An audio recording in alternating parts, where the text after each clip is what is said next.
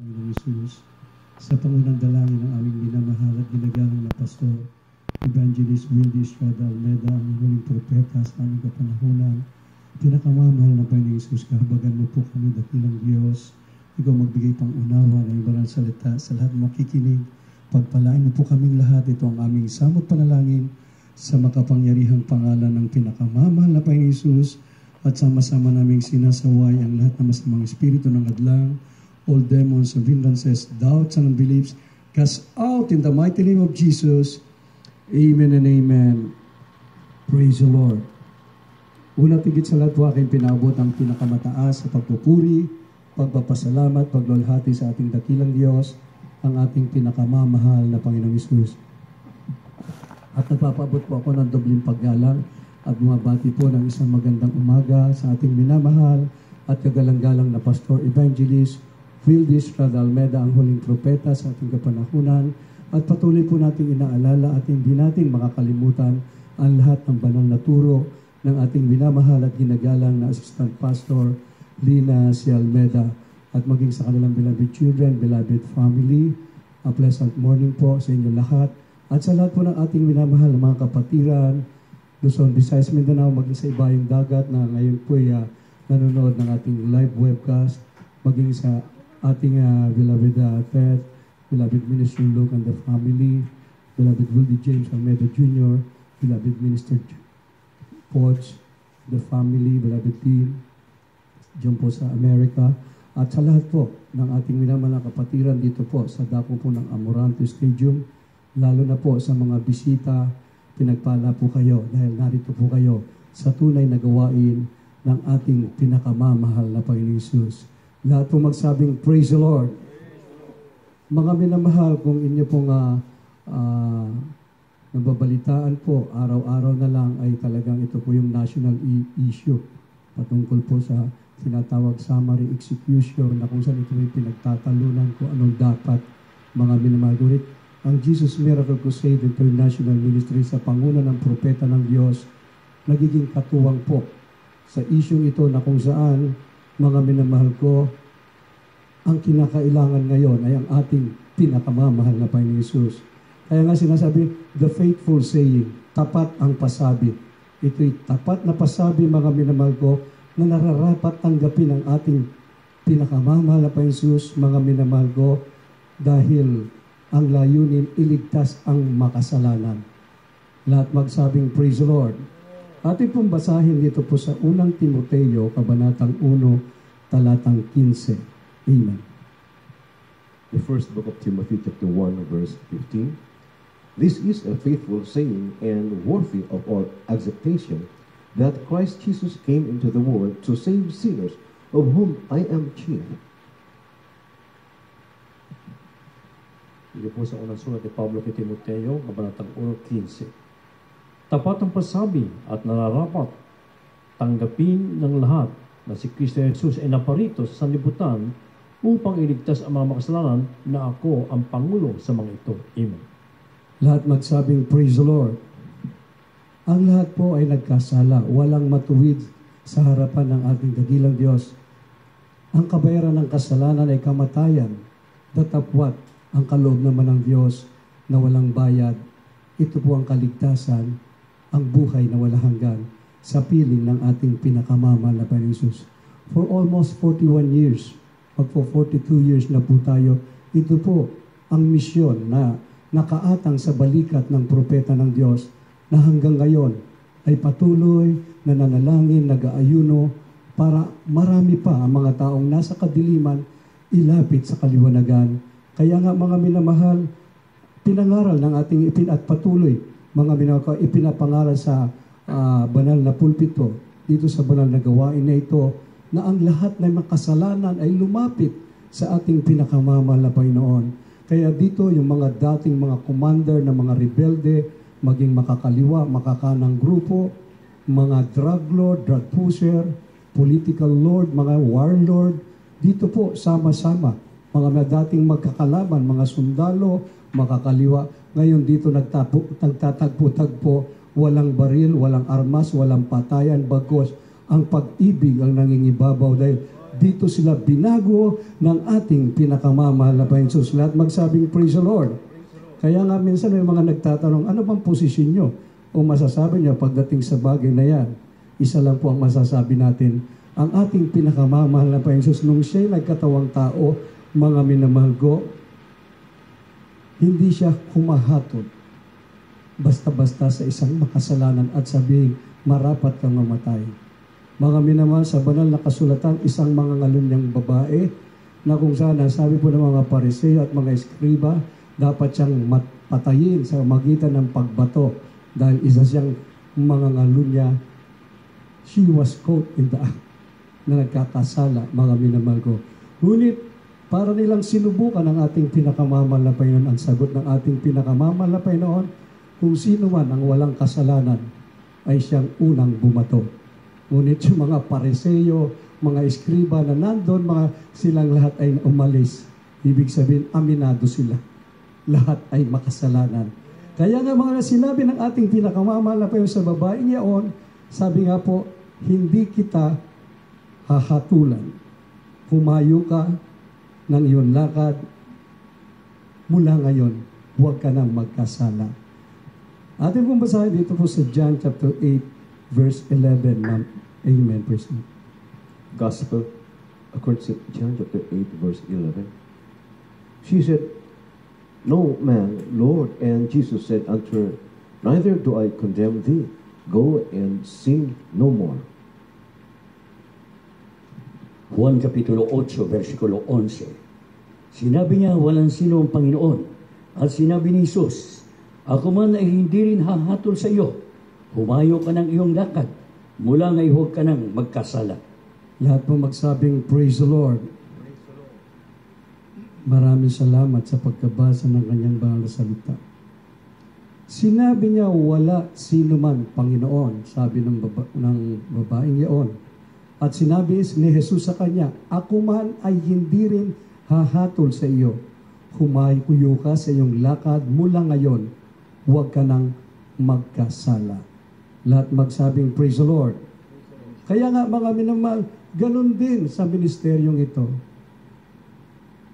Pag tinanggap mo ang ating pinakamamahal na Panginoong Hesus, mula po sa bibig ng propeta ng Diyos, nagmumula ang makapangyarihang salita ng ating pinakamamahal na Panginoon na ang nais ng ating dakilang Diyos na ang lahat ng masama lumapit, magbago at sundin ang kalooban ng ating pinakamamahal na Panginoon at doon po magsisimula ang kagalingang espiritual, kagalingang pisikal, lahat-lahat na. Sabi nga po, siksik, liglig at umaapaw ang iyong tatanggapin.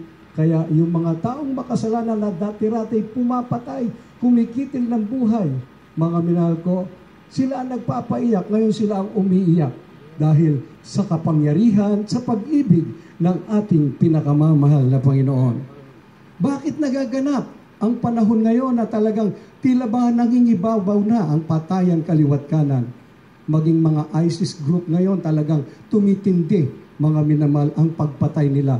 Lalo na po yung mga Kristiyanong alanganin, mga minamahal ko, hindi nagtatagumpay yung mga Kristiyanong alanganin, mga minamahal, sila mismo ang napapatay. Ngunit kakaiba sa atin, pag tunay na Kristiyano, lahat ng mga taong kikitil na yung buhay ay hindi nagtatagumpay. Kaya nga mga minamahal, kung titingnan natin ang panahon ngayon, unti-unti nang binubulag ni Satanas. Ang kadiliman ngayon ay lumalaganap. Isa na lamang ang kaliwanagan na makikita mo dito lang sa banal na gawain na ito. Lahat magsabing praise the Lord. Maging mga leader ng relihiyon, hindi nila alam kung paano mapigilan ang paglaganap ng gawa ng diablong si Satanas. Last July 14 na kung saan ang grupo po ng Satanismo, meron po silang parang meeting, mga minamahal ko, maging mga tao, mga kilala sa gobyerno sa dako ng Florida. Alam nyo mga minamahal, biro nyo, ang panalangin nila, yung mismong leader ng Satanismo, siya ang nanalangin. Pinupuri nila si Satanas dahil ito raw po'y binibigyan ng karapatan ng bawat isa. Freedom of religion. Ganyan po katindi ang panahon.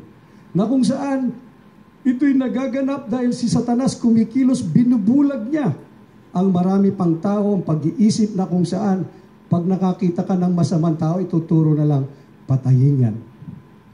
Mga minamahal, 3 daliri ang bumabalik sa iyo pag tinuro mo ang ikapwa mo. Nakaturo yung isa, yung 3, tatanungin ka ng iyong daliri, ikaw hindi.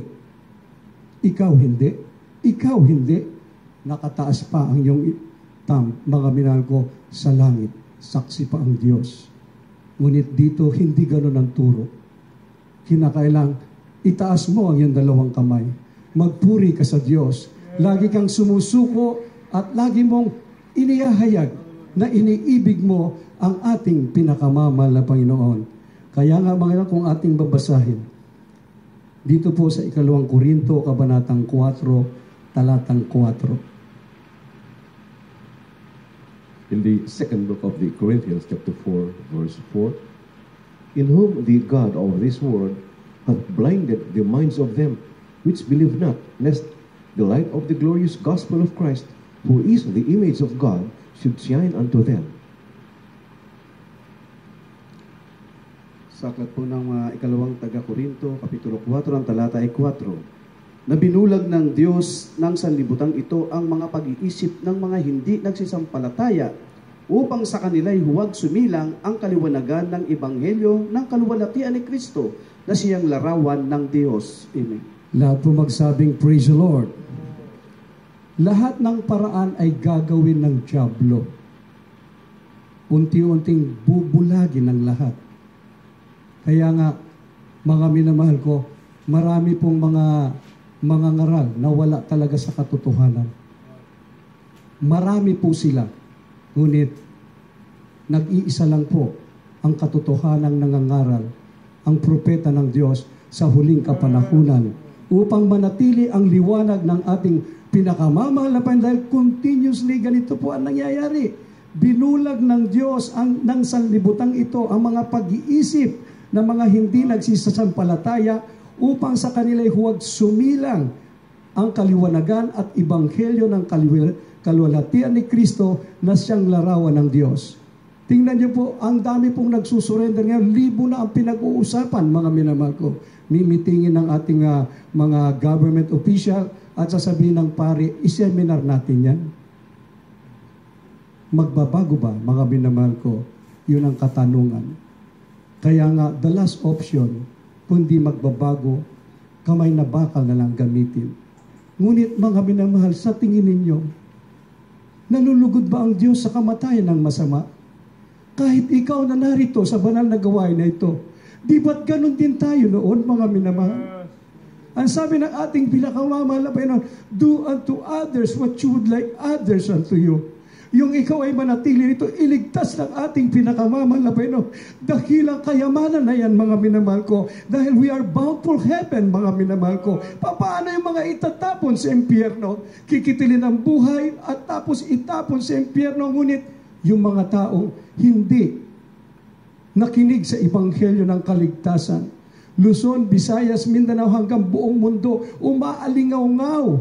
Ang gawain ito ay nasa buong katotohanan na kung saan peace, sabi nga po, peace be with you. Kaya yung peace mission sa Talipaw, Sulu, mga minamahal ko, doon sa kampo ng mga namumugot ng ulo, hindi sila nagtagumpay. Ipinakilala sa buong mundo, anumang sekta at denominasyon ka, maging ating beloved Muslim brothers, mga minamahal ko, napatunayan nila.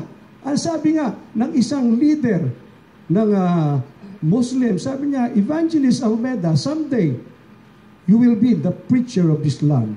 Lahat magsabing, praise the Lord. Balang araw pala, susuko rin sila at kikilala nila na pastor, tunay na propeta ang ating binamahal at iginagalang na pastor. Bakit? Marami nang na-convert dito. Maging mga komunista, mga taong mga talaga sabihin na po natin, walang kapag-apag-asa. Dito, punong-puno ng pag-asa. Lahat magsabing, praise the Lord. Kaya nga, mga minamahal, maging ang mga kababayan natin, bawat barangay dito, sa amin, talagang matindi, mga minamahal ko. Talagang pinapasok na sa Valenzuela, at isa na naman po ang nag-umpisa na, mga drug lord na po. Mga minamahal, ang tao ay talaga pong sadyang marupok. Ayaw nilang kilalanin ang ating pinakamamahal na Panginoon. They will suffer. Ngunit patuloy, mga minamahal ko, na tayo nananalangin, tayo nagsusumamo na mabuksan ang pangunawa nila. Kaya tayong lahat ay gagamitin. Walang tigil naman tayong magpapatotoo, maghayag ng kabutihan ng Diyos kung paano ang ginagawa ng ating dearly beloved Pastor Evangelist Wildy Israel Almeida. Street evangelism, ginagawa niya, kumakatok siya sa mga pintuan ng mga bahay-bahay at sinasabing iniibig kayo ng ating pinakamamahal na Panginoon. Maging sa mga jeepney, sa mga buses, ginawa niya sa mga hospital, lahat na ibinigay niya ang kanyang lakas. Mga minamahal ko, uuwi siya. Mga minamahal ko, ang ating minamahal at ginagalang na pastor, hindi niya inisip kung paano, mga minamahal ko, na ang kanyang pamilya minsan kulang na sa pagkain. Ngunit tiniis niya yon alang-alang sa kaligtasan ng marami pa.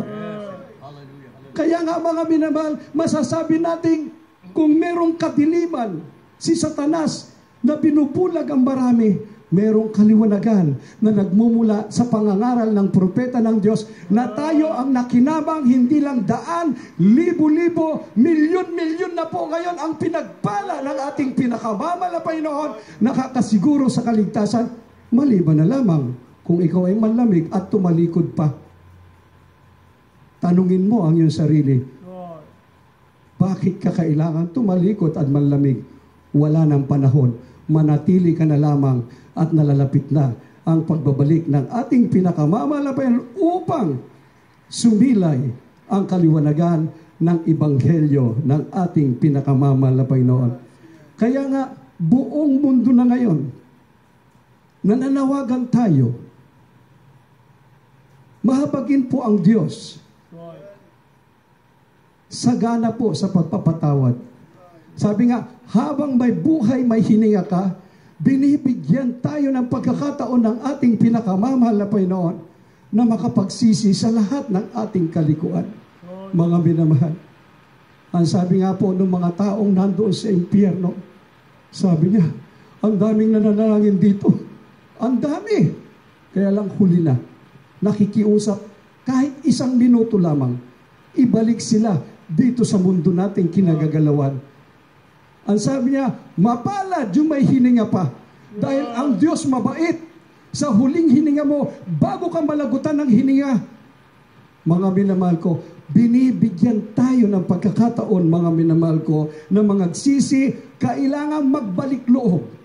Kung ang mga drug pusher, drug addict, mga rebelde, mga tao ngayon na talagang mga kriminal, nagsusurrender na sa pamahalaan upang hindi sila mamatay. So much more, mga minamahal ko, ang ating minamahal na mga kababayan, kailangan isuko pala natin ang ating mga sarili, magbalik loob sa ating pinakamamahal na Panginoon, tinitiyak natin, narinig natin ang mga laksa-laksang mga patotoo na dito, mga minamahal ko, kaginhawaan ang ating natatanggap. Lahat magsabing, praise the Lord. Atin pong basahin, mga minamahal ko, dito po sa Acts chapter 3, verse 19. Amen. The book of Acts chapter 3, verse 19. Repent ye therefore and be converted, that your sins may be blotted out, when the times of refreshing shall come from the presence of the Lord.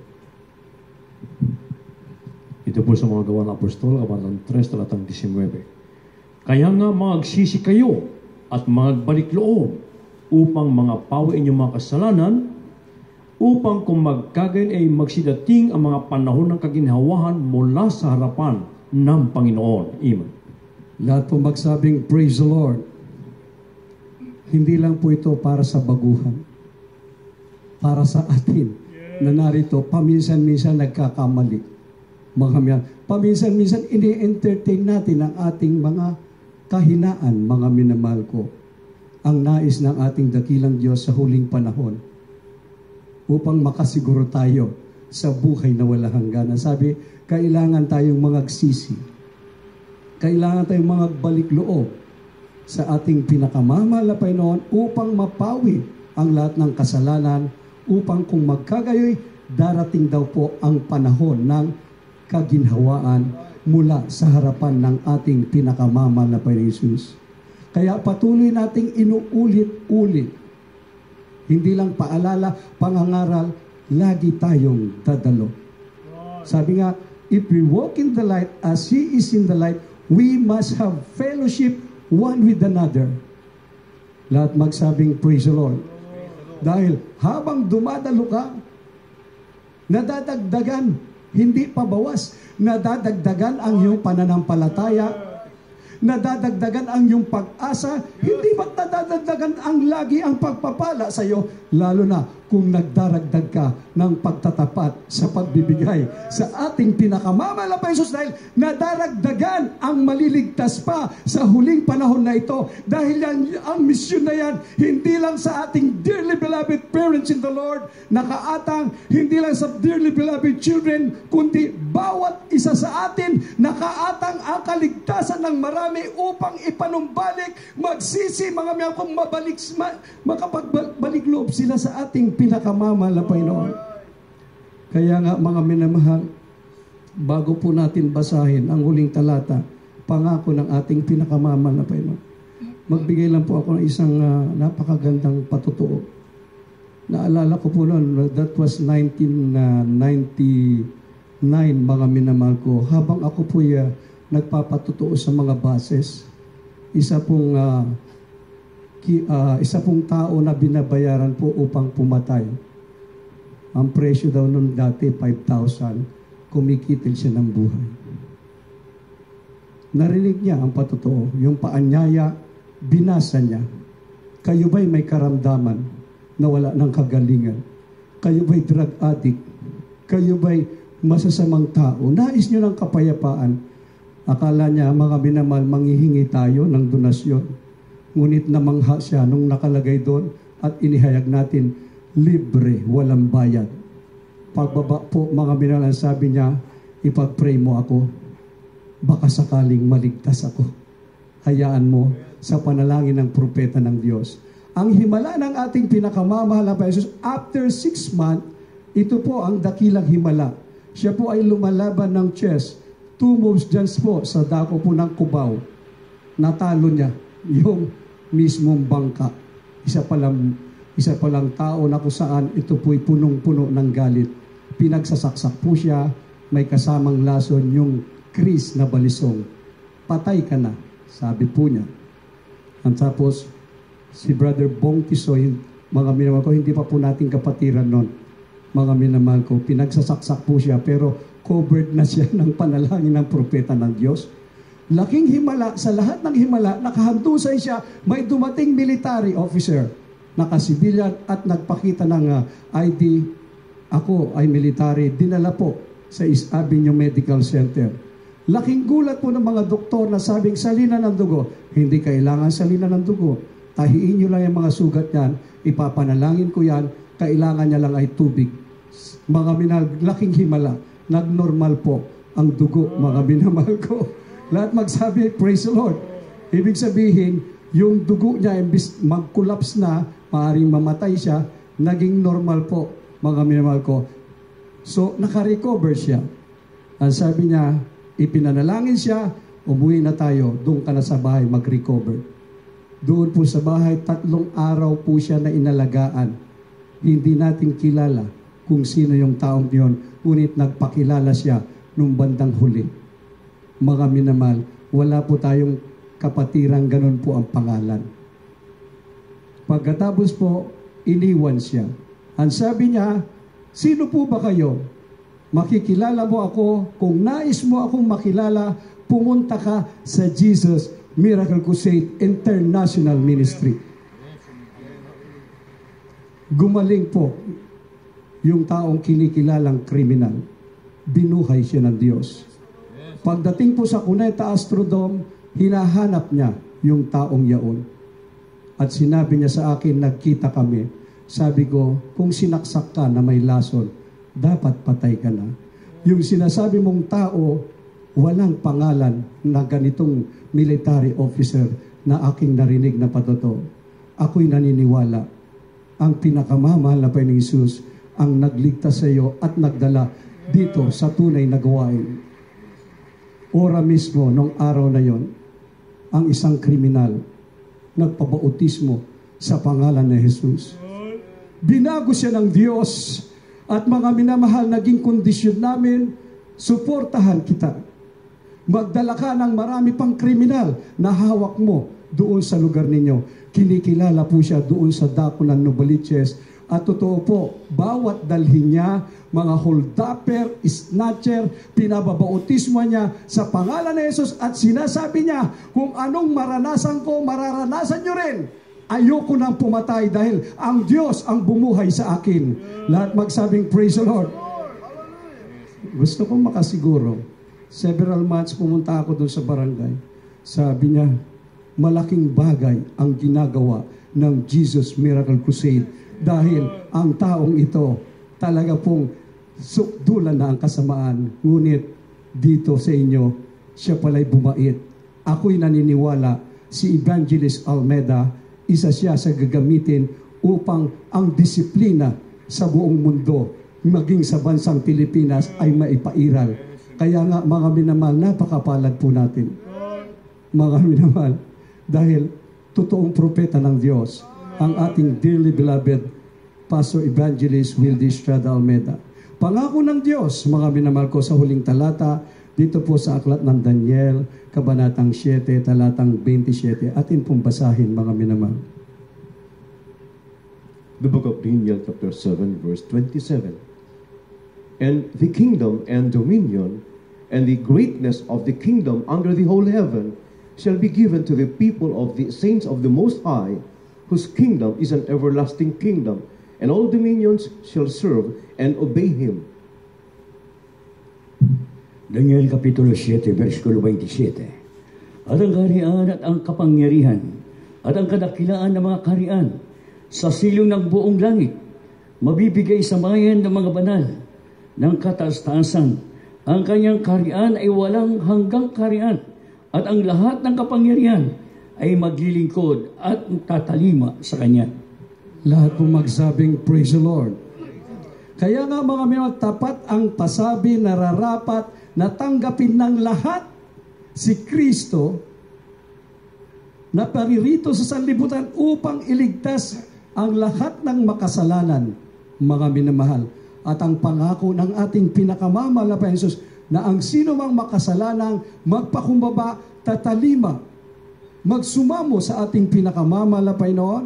Ang sabi po, at ang kaharian at ang kapangyarihan at ang kadakilaan ng mga kaharian sa silong ng buong langit mabibigay sa bayan ng mga banal ng kataas-taasan, at ang kanyang kaharian ay walang hanggang kaharian, at ang lahat ng kapangyarihan ay maglilingkod at tatalima sa kanya. Lahat magsabing, praise the Lord. Lahat magsabing, hallelujah. Mapalad po tayo. Panahon na po para kumilos naman tayo.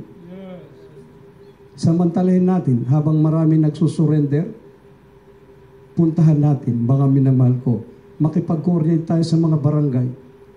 Pwedeng gawin po natin yon kung talagang nais natin. Mga kapitbahay natin, katulad ng ginagawa mula pa noon ng ating dearly beloved pastor, kumakatok siya sa mga pintuan at sinasabing, iniibig kayo ng ating pinakamamahal na Panginoon Jesus. Hindi na inalintana na baging mga pinapangaralan ay talagang sila po ay tinatamaan sa pangangaral na ebanghelyo ng kaligtasan na dapat kinitil na ang buhay ng ating dearly beloved pastor. Ngunit narito yung mga kikitil ng buhay sa kanya, sila po ay naligtas sa kapangyarihan ng ating pinakamamahal na Panginoon Jesus. Tayo pong lahat ay magpuri, umawit sa ating pinakamamahal na Panginoon. At inaanyayan natin ang mga baguhan, mga bisita. Pinagpala kayo sa umagang ito. Tanggapin nyo ang ating pinakamamahal na Panginoon. Tunay na kaligtasan ng kanyang pangako.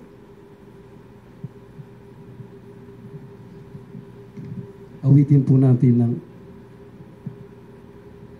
pagbabalik. Amen.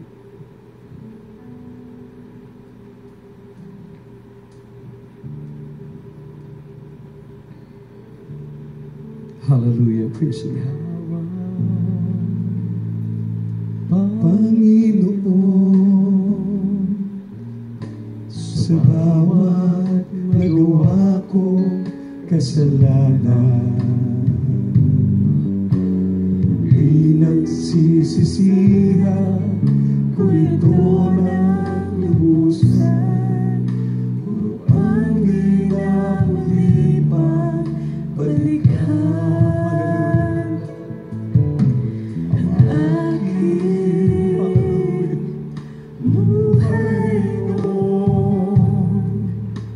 Wala itong pag-asa pang mabago. Ngunit ikaw ang nagbigay kabuluhan, pag-asa at pagmamahal.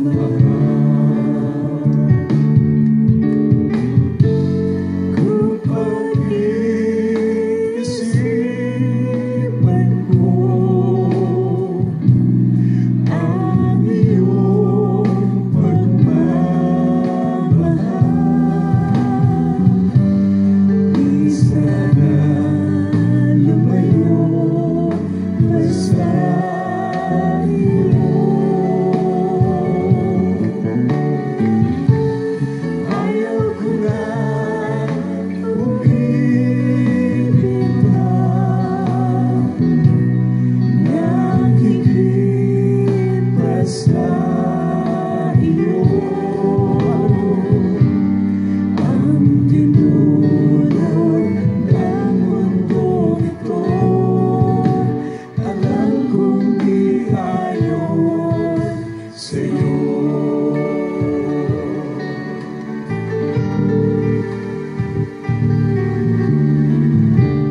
Hallelujah, hallelujah, hallelujah. Sa aking pagbabalik, alam kong bukas lagi ang iyong balat. Tulungan mo ako sa aking kahinaan, at lagi mo akong gabayan. Salamat, Panginoon. Purihin ka sa iyo.